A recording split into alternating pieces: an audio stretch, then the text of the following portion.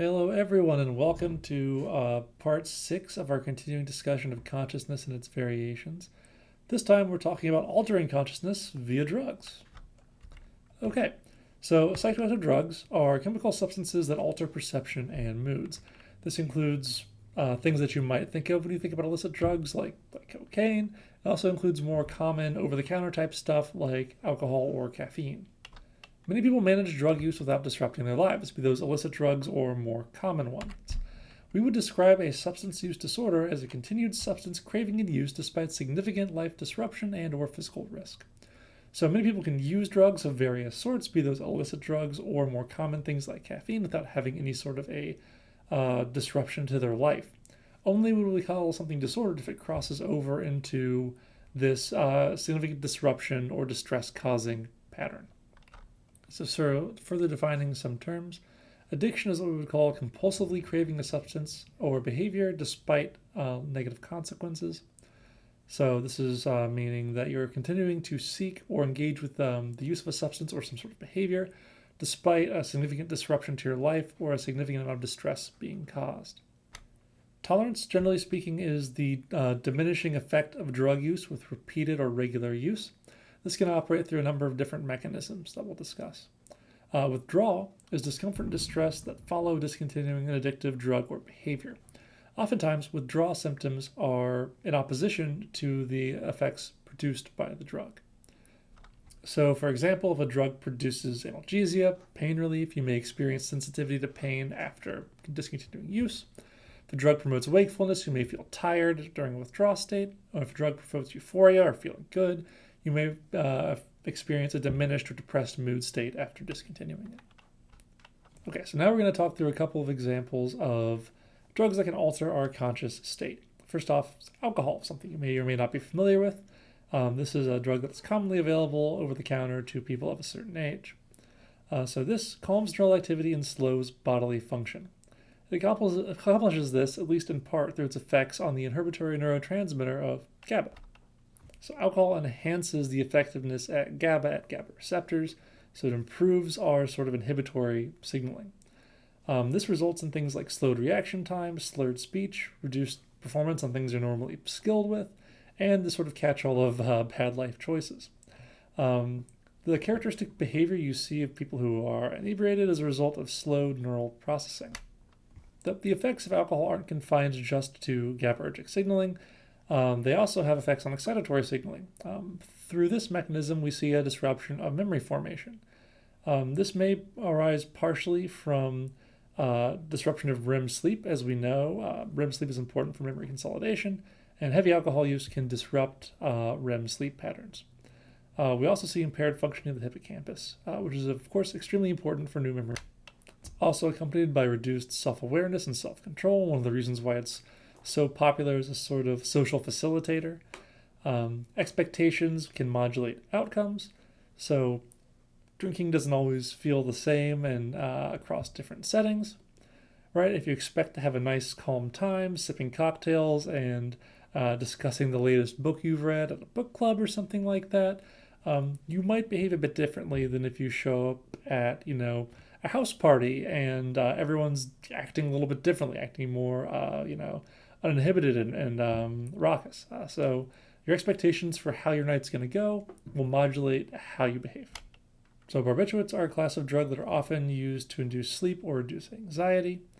These work through a similar but different mechanism as alcohol, so they're both working on the GABAergic system, making it a very bad idea to mix this class of drug with alcohol because they have strongly potentiated effects. Overdoses can, of course, be fatal. Benzodiazepine class drugs are somewhat similar, as they also work on the GABAergic system, though they work a bit differently. They tend to be a bit safer and better tolerated, but also should not be mixed with alcohol.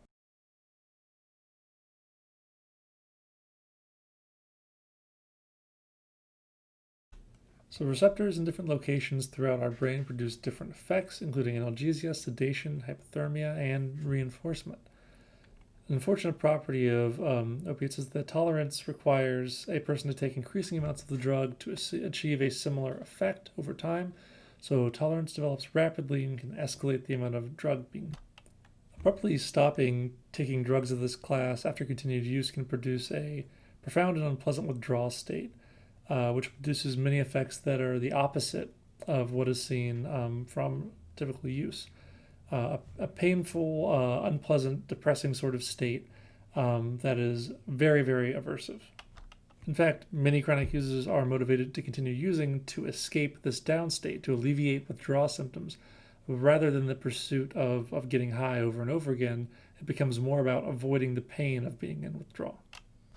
Stimulant caffeine is one that's really commonly used. I use it most days myself. This will excite neural activity and help speed up some of our functions. We experience increased wakefulness by the blocking of adenosine receptors. So adenosine is a purine that accumulates with continued wakefulness. The longer we're awake, the more adenosine we accumulate, and it makes us feel tired. So by blocking the action of adenosine at its receptor site, we experience prolonged wakefulness. Though unfortunately, we rapidly develop tolerance to caffeine and find that we have to drink more of it. And we also experience withdrawal symptoms if we go without caffeine, including irritability, fatigue, difficulty concentrating, and depression. Luckily enough, you can bounce back from caffeine withdrawals with enough time if you decide to stop drinking coffee, or you can just do what I do, which is continue drinking coffee forever. Okay, next up is nicotine. Nicotine accounts for far more deaths than things that are harder drugs. Lots of people die from nicotine-related diseases every year. So nicotine functions as an agonist of the nicotinic acetylcholine receptor.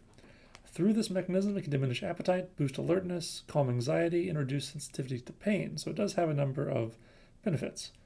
In smokers, nicotine can produce a calm or a relaxed state, partially as relief from withdrawal symptoms, though it doesn't have the same effect in those who are not smokers. So in both smokers and non-smokers, there's a mild cognitive enhancement and motor enhancement effect. People perform a little bit better on various vigilance tasks and the like with nicotine. But if you're having trouble studying, I wouldn't recommend smoking as a way to get around that. It's probably about the worst way you could go about improving your function. All right, next up is cocaine. This has a quick onset and clearance, so it takes effect quickly and doesn't persist for terribly long. Exactly how quick and how long it persists depends a lot on the route of administration. This produces euphoria and a heightened sort of state. This produces these effects through inhibiting the reuptake of serotonin, norepinephrine, and dopamine. We've talked previously about drugs that limit reuptake.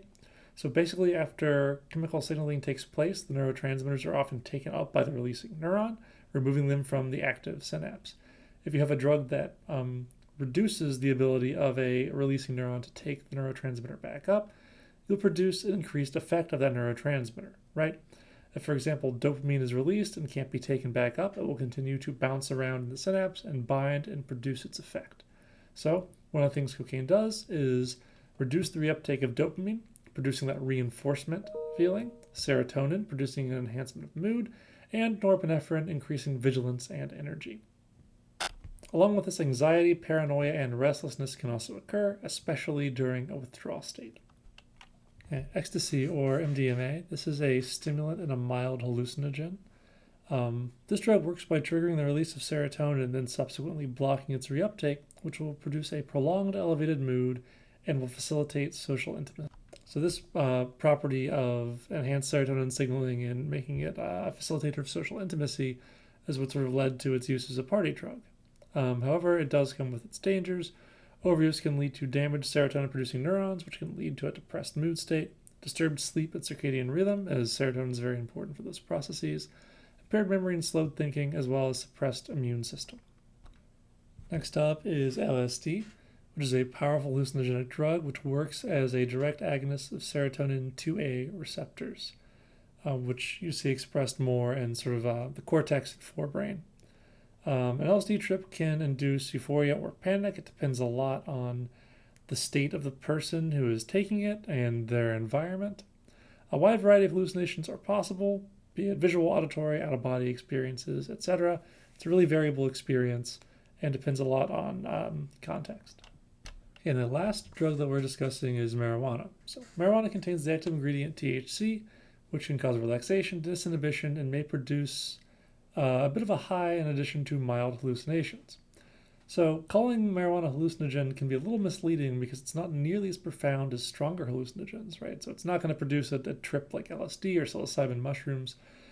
It's going to produce maybe some minor sensory distortions and interfere with coordination a bit.